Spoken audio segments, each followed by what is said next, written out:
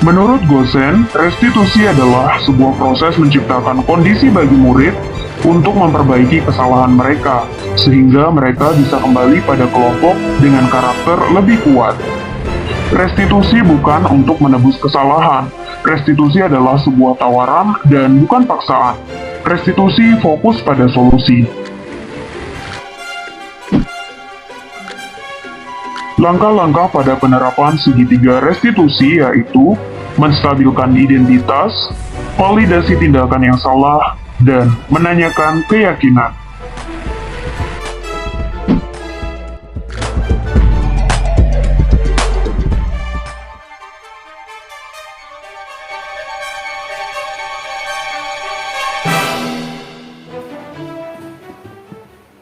Nanti tahu tujuan kamu dipanggil Pak Guru?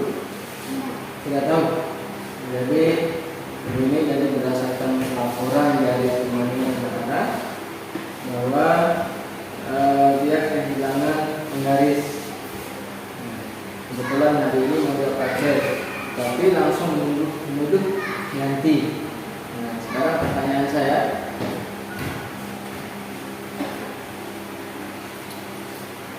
betul kamu yang ambil? Betul. Kira-kira bagaimana perasaannya kalau seandainya yang sebagai Zahara, kemudian alat tulis kamu atau benda-benda kepunyaan kamu kemudian diambil secara diam-diam, bagaimana perasaannya? Sedih, kesal juga. Kemudian apakah kamu memang sengaja mengambil punya Zahara? Tidak sengaja. Alasannya kenapa? Meminjam sebentar, akan dikembalikan setelah dipakai. Menurut kamu supaya Zahara tidak merasa kesal, sedih, apa yang akan kita lakukan? Kita izin dulu, kita izin dan mohon maaf atas kekeliruan kemarin. Apa kamu merasa bahwa kita perlu menerapkan aturan tertentu di dalam kelas? Ya. Sebagai contoh, seperti apa namanya? Apakah kita perlu menghargai setiap orang? Ya. Kenapa harus menghargai? Karena semua orang mempunyai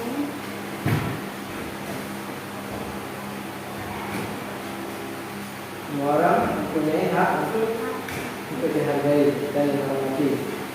Ya. Baik, nanti Pak Guru panggil lagi. Ya. Sekarang tolong panggilkan Zahara. Ya.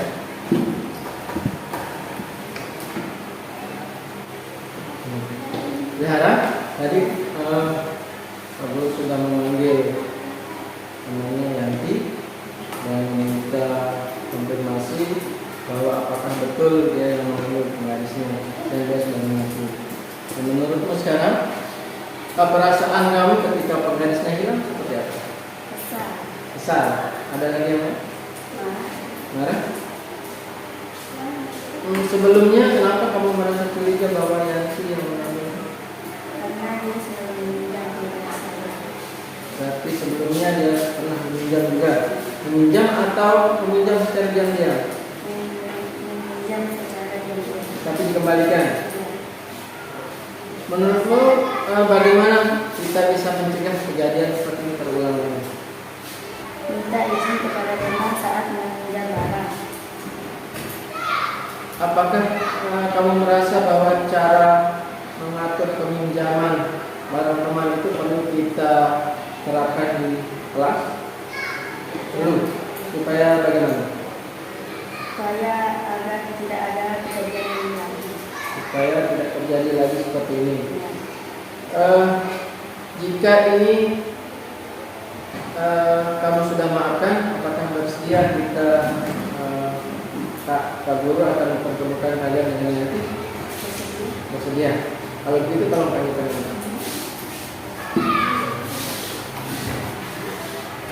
Yanti dan Zahara. Jadi Yanti sudah menyadari kesalahannya, kemudian Zahara sebagai pemilik penggaris juga sudah memaafkan kesalahannya. Jadi ke depan kita akan coba terapkan bagaimana supaya kejadian ini tidak terulang lagi.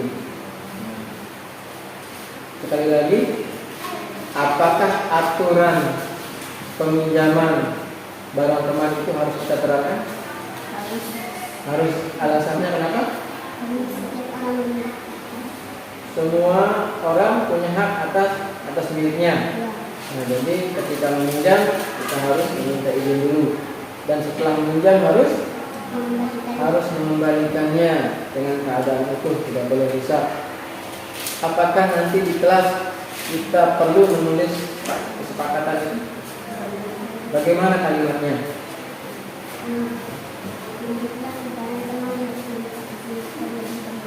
Meminjam barang teman harus dengan izin yang punya. Nah, itu kata-katanya ya.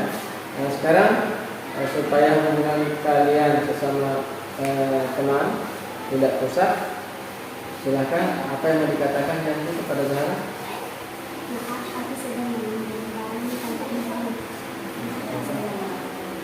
Silakan ya.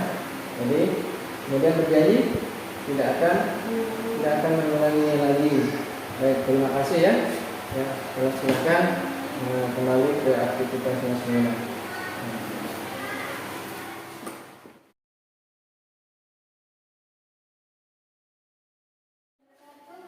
Assalamualaikum warahmatullahi wabarakatuh. Silakan duduk juga. Tahu tujuan dipanggil di sini? Tidak tahu. Jadi Pak Guru sudah dapat laporan dari temannya, katanya Bima pernah berkata kasar kepada temannya. Nah, saya ingin bertanya di sini, apakah kamu sadar bahwa kata-kata yang kamu ucapkan itu bisa menyakitkan teman? Sadar?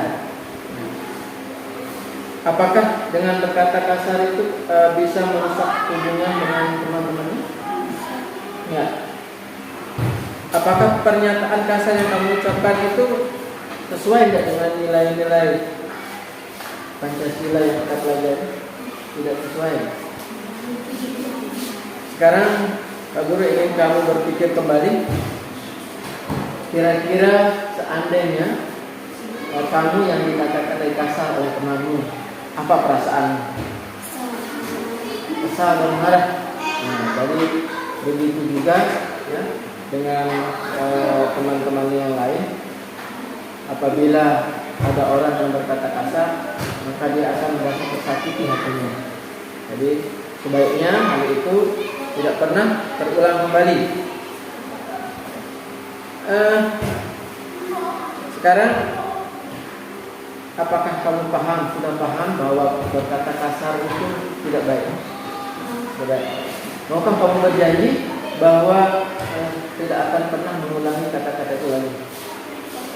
Kamu coba dengan sampai saya berjanji tidak akan pernah berkata-kata kasar. Menyadari kesalahan saya tidak mengulangi lagi berkata-kata kasar dan